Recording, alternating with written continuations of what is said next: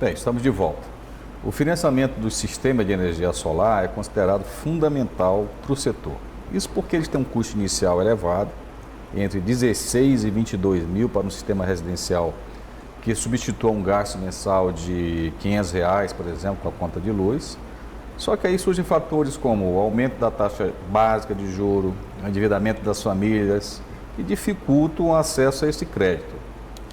Vamos voltar aqui a conversar com nossos convidados, o Cristiano Costa e o João Caracas. Bem, vamos falar de tempo agora, que eu acho que é importante para quem não está nos ouvindo. Eu hoje decidi, por exemplo, olha, eu vou colocar energia solar lá na minha casa, ou no meu comércio, na minha pequena indústria.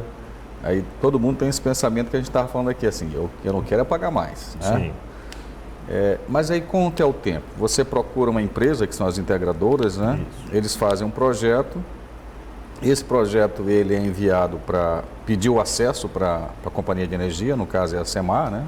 Isso existe uma regulamentação hoje pela própria ANEEL, que isso pode ser feito pelo próprio site da empresa, né? Isso. E tem a questão também do financiamento, que a maioria vai buscar porque não tem 20, 30, 40 mil reais para pagar de uma vez, fora o que tem que ser pago aos integradores também. Como é que está esses tempos todos que vocês têm enfrentado? Hoje, na verdade, tudo isso faz parte de dois grandes movimentos. O período que você compra e depois o período de instalação. A compra, ela começa com um integrador identificando qual que é a sua necessidade de consumo. Identifiquei que o Arthur precisa gerar 600 kWh, na casa dele a melhor forma de geração é assim, o melhor inversor, a tecnologia, e aí eu tenho um determinado valor de referência. E a gente vai normalmente buscar os bancos que podem financiar isso. Como os bancos, eles acabam avaliando o score do cliente, até para definir a taxa de juros, aprovar ou não, então você faz isso antes de fechar o sistema, tá? E aí, bons integradores começam a ser avaliados até pelos bancos. Uma curiosidade hoje é que muitos bancos estão deixando de avaliar só o cliente e passando a avaliar a integradora. Por quê? Porque o banco entendeu que o integrador é um risco para ele. Se o integrador não faz um bom serviço, daqui a pouco o cliente deixa de pagar. E você fica essa saia justa, essa tríplice aí. Então os bancos eles estão começando a fazer score do cliente e do integrador. Mas uma vez que eu fui lá, a gente vai propor para o Arthur. Arthur, você tem aqui banco A, B e C. Hoje a gente tem inúmeros bancos, tanto públicos quanto privados, que fazem esse financiamento. E aí, uma vez que você encontra aquela solução que cabe no seu bolso, que você julga que é adequada, você vai fazer um contrato de energia solar, a integradora vai fazer um projeto, buscar algumas documentações para poder submeter a solicitação de parecer de acesso, que é uma documentação que a distribuidora de energia dá para que você tenha acesso à autorização para acessar a rede injetando energia. Depois a integradora instala, depois da instalação você solicita vistoria. Falando em tempos, hoje uma negociação de energia solar é uma negociação longa, você tem que fazer uma compra bem feita. Então muitas vezes você leva 30 dias negociando, 30, às vezes sistemas maiores até muito mais que isso. E uma vez que você assinou um contrato, cada empresa tem um prazo para entregar aquilo funcionando. Esses prazos eles variam em média 90 dias, tá? Alguns sistemas menores mais rápidos, outros sistemas normalmente sistemas de solo, que envolvem subestação, às vezes maiores. Então a gente tem esses dois grandes prazos aí. Mas vale lembrar o seguinte, a gente estava falando mais cedo da lei, que muda dia 6 de janeiro e etc. O que de fato tem que ser feito até 6 de janeiro? Até 6 de janeiro eu tenho que ter tido o parecer de acesso do meu sistema. Se, por exemplo, dia 6 alguém pedir um acesso, é considerada essa data? É sim. Tem que ser protocolado. O marco legal... O protocolo hoje é no próprio sistema, né? Isso. Online. Né? Você tem que ter feito a solicitação e ter o protocolo. Agora, o marco legal é você ter solicitado o parecer de acesso. Tá? Agora, você tem que ter solicitado ele de forma correta.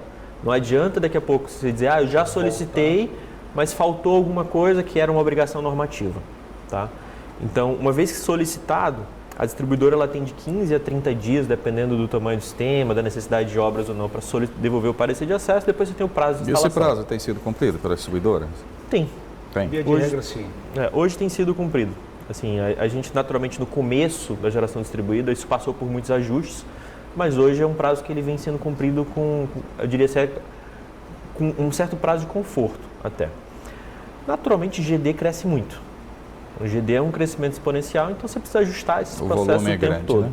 Mas a gente vem no passado com uma dificuldade de atender esses prazos e hoje a gente atende eles muito bem.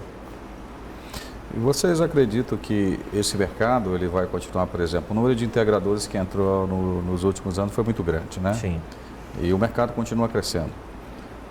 O número de integradores também vai continuar crescendo e como é que vocês veem isso?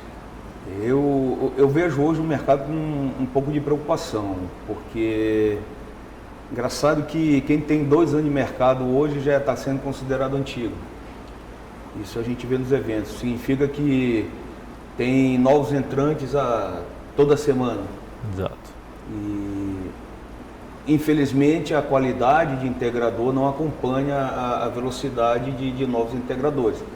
Então, principalmente que você vê muitas franquias de energia solar, então hoje você vê todo tipo de pessoa realmente montando empresas de energia solar. E você começa a ver, principalmente em projetos maiores, quem tenta e não conhece, se atreve a fazer, eu não digo projetos grandes não, projetos de sistemas que geram 5, 6, 7 mil kWh, você começa a ver algumas coisas realmente preocupantes. A gente já foi procurado para resolver algumas situações realmente bastante complicadas. O mercado, a gente percebe que ele virou uma coqueluche realmente. Desses eventos que a gente participa, é meio que um estilo de vida quem vende energia solar. Você tem os blogueiros da moda e você tem, obviamente vieram de integração, são integradores, mas são vendedores, são cara de marketing, então você monta uma comunidade, você tem eventos de energia solar para integradores. O evento que teve recente aqui foi impressionante, a quantidade de participantes. Sim, se você pegar qualquer evento de área técnica, fora o GD, né? Não existe tanto participante, sinal que está bombando mesmo. Agora, a pergunta a vocês, acho que nenhuma das empresas, elas são franquias, eu não sei se a Enova está gerando franquia. O que é mais seguro hoje? Você procurar uma empresa que tem franquia, porque teoricamente uma empresa que é uma franquia, ela teria um controle maior, né? Teoricamente. Mas como é que tem acontecido no mercado? Os independentes têm se saído melhor? Deixa eu fazer um gancho aqui com o que o Cristiano falou. A Enova tem quase 10 anos de mercado, foi a primeira do Maranhão, então assim, a gente viu esse mercado acontecer. Eu acredito friamente que daqui para frente a gente, na verdade, vai ter uma diminuição do número de integradores. Por que isso? A energia solar, você virar um integrador, você não tem barreira de entrada. Então, eu posso vender para o Arthur comprando de uma distribuidora que vai faturar direto para você, eu te convenci a comprar. Só tem que ter dinheiro para assinar RT, né? Até isso, você vai no Mercado Livre, paga R$300, o cara assina para você. Tem empresas grandes empresas já que desenvolvem projetos e fazem homologação, lá do Rio Grande do Sul faz homologação do projeto. Sem nunca ter pisado no local de instalação, tá? E aí, isso criou um boom de integradores, só que esse boom ele tem um efeito. A gente está vendo a qualidade dos sistemas, a prestação de serviço diminuindo. E aí, naturalmente, o mercado ele reage aumentando o nível de consciência. Ele começa a tomar cuidado com isso. Então, hoje eu tenho visto muitos sistemas pegando fogo, muitos sistemas, em grande maioria, eu diria que 30%, 40% dos sistemas que são vendidos não geram aquilo que prometeram. Tá? Muitos clientes ficando órfãos. Comprei de uma empresa X, daqui a um ano eu preciso de algum suporte, a empresa sumiu. Tá? E aí o mercado começa a reagir. Então você começa a buscar mais informação, a selecionar melhor. E aí você cai, por exemplo, no caso de franquias. Então a ideia da franquia ela é muito boa. Uma franquia bem executada, ela permitiria que você tivesse mais controle de qualidade, você tem processos, padrões. Não é o que está acontecendo em solar, curiosamente. A franquia de solar hoje, se você abrir um Instagram da vida, você vai ver, com X mil reais, abra a sua franquia, você não precisa saber nada. Tá? E aí a franquia, ela é uma marca que te ajuda a vender. O contrato muitas vezes é draconiano. Quando você olha o contrato de uma franquia, a franqueada assumiu todas as responsabilidades, a franqueadora recebeu todos os benefícios. Isso acontece com o da franquia, né? E o cliente ficou no meio desse jogo. É verdade, é verdade. Agora, uma pergunta ao Cristiano, que entrou há menos tempo no mercado.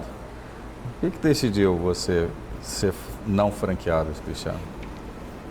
Acho que minha formação. Eu sou engenheiro, meu sócio é engenheiro.